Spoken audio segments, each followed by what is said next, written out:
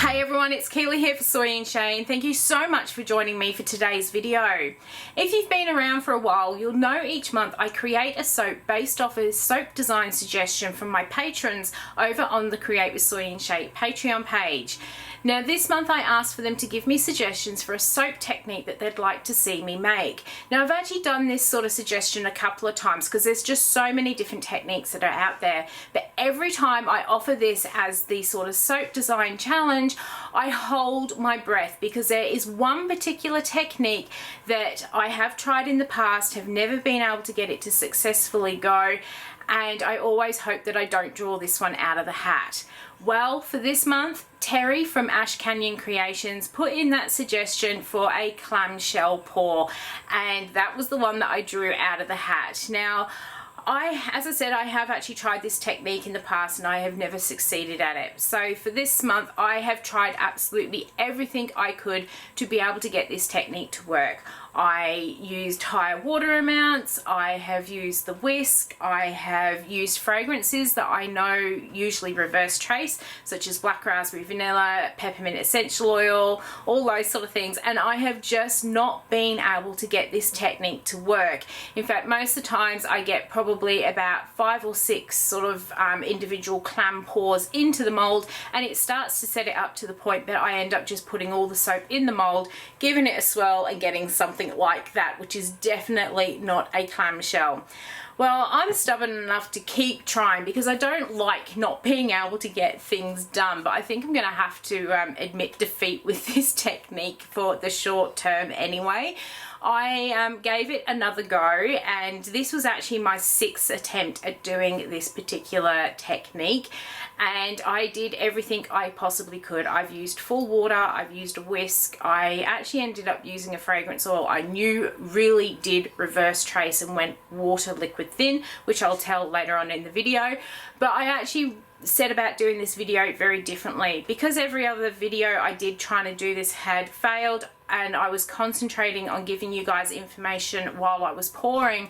I decided to actually do it more so for me as a silent video so I could actually concentrate on what I was doing, and because it semi-worked, I've done a voiceover on the video so I can actually explain what I'm doing in each of the sort of sections, and this is the first time I've ever done a voiceover video, so I hope it's okay. But I haven't been able to perfect this technique and I've only ended up with a couple of little clams, but I thought I'd show it to you just to prove that we're not good at everything. But you know what? I'm stubborn enough that I will actually try it again and again until I actually get at least one bar with the full clamshell effect in it. But for now, let's go and see how this particular clamshell soap turned out. Let's go. To give myself the best chance at getting this technique to work, I decided to start off by whisking my sodium hydroxide and distilled water solution together into my oils. And this is just that the stick blender doesn't bring it together too quickly and accelerate that trace. Once I'm happy with how much I've whisked that together, I'm going to split it out for my 4 colours. I've got a bit of Extravagance Gold, that's some Bronze Sparks, and I'm also splitting out some titanium dioxide and some activated charcoal, and I'm just going to split this mix evenly between the colours.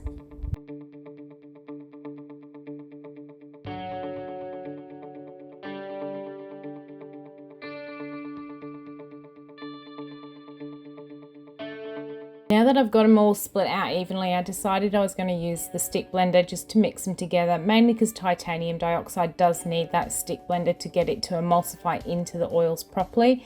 But I also find that my other micas do blend in better with the stick blender, so I'm just giving them a quick pulse, and then I'm adding in my fragrance oil. I'm going with honey wash today because in the past this has always reversed my trace, and I'm hoping it's going to do so again. It's got beautiful aroma of honey, there's some fresh sweet berries in there and a little bit of musk as well, and it is actually thinning out my soap base here, so I'm really pleased about that. So I'm just mixed all those in, and now what I'm going to do is I'm mixing the white and the black together into that one jug. I did pour it a little bit too fast and it started to mix together, so I'm just trying to get it to pour in a bit more slowly so we don't end up with it in the pot swirl. I just want the 2 colours side by side, and you'll see why when we get to doing the pour. I'm doing the same with these two honey colors as well. Now we're going to get the mold in, and I'm just going to prop it up on top of these little cake stand pieces. They're little decorative things that you put in the bottom of cake dishes. And now what I'm going to do is start pouring from this one end with that mold tipped up. I'm wiggling my jug backwards and forwards, and as I'm doing it, I'm actually counting to myself up to 5, because the idea is I want to get the same amount poured each time. At the moment, a lot more of the black was coming out than any of the other colors. But for now, I'm just happy that my soap has stayed nice and fluid. I'm going to keep alternating between these colors. So basically, I'm starting when you're looking on top of the mold on the right hand side. I move to the left and then come to the middle, pouring from the same point each time. And once I get into the rhythm of things, I'm doing 3 lots of the black and white color and then 1 of the honey color. And the idea is you're wiggling the jug, but the 2 colors in the jug, they come out and they kind of feather into each other.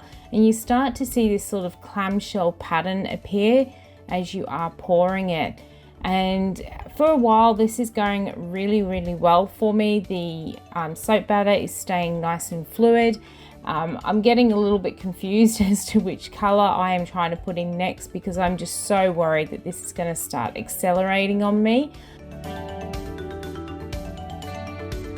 So as I'm pouring this in, I'm noticing that the soap isn't moving down the mold quite as quickly as it was. So what I'm doing is just removing a couple of the pieces of that silver board just to drop the height of that mold so it starts to actually flow back down the mold. And I'll keep doing this until I've got the mold laying down flat.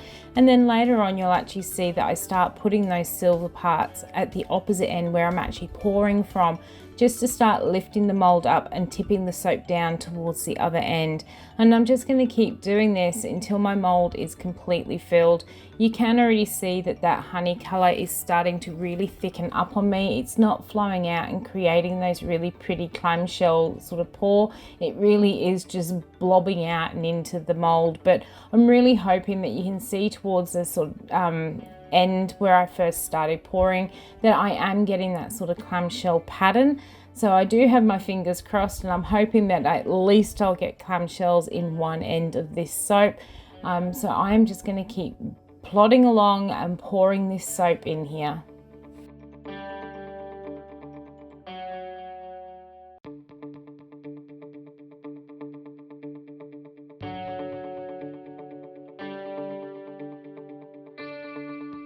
This is where you can see I'm just starting to put those pieces into this end of the soap mold just to really help push it along.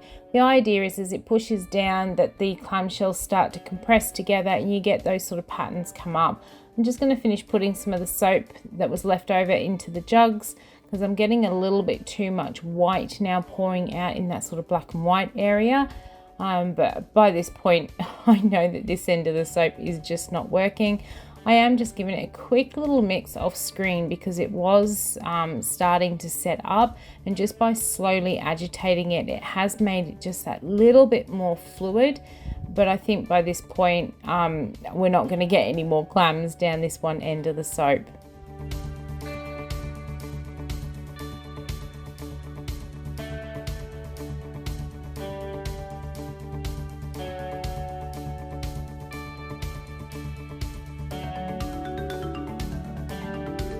I'm now almost at the end, which is pouring in the last of this soap batter. Okay, I am going to stop right there. That is the closest I have been able to get to a clamshell pour so far. I think this end's going to be looking really good, but I think this end's going to be very, very questionable. But I'm going to leave this one sit overnight, and we'll be back very soon and we will cut it open. Alright, I am back to cut into this soap. I'm really hoping that at least down this sort of end here, I have got some of those clamshell things. Every time I have tried this technique, I have always ended up with my soap batter accelerating. I'm not expecting to get any sort of clamshells from down this end, but I'm still going to start from down this end just in case we are pleasantly surprised. Oh, we might have just a couple. That's the very end piece, and I know that the end piece, when most people cut them, don't have very many clams in them, so we will see what happens. So let's get that cleaned off so we don't get any sort of drag marks come through. So I really do hope down this other end I will get them. Now I am going to cut these bars slightly wider than what I usually do. Usually I cut my bars to 2.5, but this time I'm actually going to cut them to 3 centimeters, just because I've used a much shorter mold and I want a decent sort of size. I can kind of see those clams in there. This black and sort of white colour has really kind of gone into that clamshell look. These sort of honey colours, that one there has kind of got the almost clam look that people are going for when cutting these, but they did actually accelerate on me a lot more than what the black and the white. When I was actually pouring the colours out, I had the intention of doing a black and the sort of lighter golden colour together, and then doing the sort of more amberish darker colour with the white. So this sort of darker colour here I was going to do with the white, and I was going to do it that way, and I realised as soon as I started to pour my soap out that I had actually mixed my colours up in the jug. So I kind of went with a colour design I wasn't really going for this particular fragrance, but I'm really happy with how the colours have come together there. So at the moment, as suspected, I haven't got too many defined clamshells. Definitely don't have any in that piece. I think the next time I do this sort of soap design thing, I'm going to ban the suggestion of doing a clamshell, though I am also stubborn enough that I am going to keep trying my hardest to get this technique at least once. So, oh, that's definitely got absolutely no clamshells in that one. It looks like someone's actually just dropped the clam into the middle of the soap there and hope for the best. That one looks like this giant great big lips in the middle of it. But, you know, I have given it a go, and there are just some things that we just cannot do, and this clamshell pour technique is just one of them. I have tried with all sorts of fragrances to get this technique to work, and I just cannot get it to go. It always thickens up, and I have used things like black raspberry vanilla, which is known to slow down the speed of trace and that sort of thing. Hopefully once all this humidity has kind of passed over, maybe once we get into late autumn, the beginning of winter, I will give it another go and see if I can get a better clamshell pour technique. Because as I'm getting down this end where I thought I might have some, they're kind of getting worse and worse. I've got better ones at the start of this bar. Let me see what happens once we get down into this bit, which is where I think I'm really going to get those sort of patterns. Let's cut through there. Oh no, I definitely don't have any clams in that bit, and that was the part I thought I was going to get some in. Oh well, we'll keep on trying. Let's cut into this, because this is where I really started seeing the clams building when I was pouring it. And nope, no clams in that one either. I do, however, have a bit of fragrance leakage, which I have had with this particular soap before.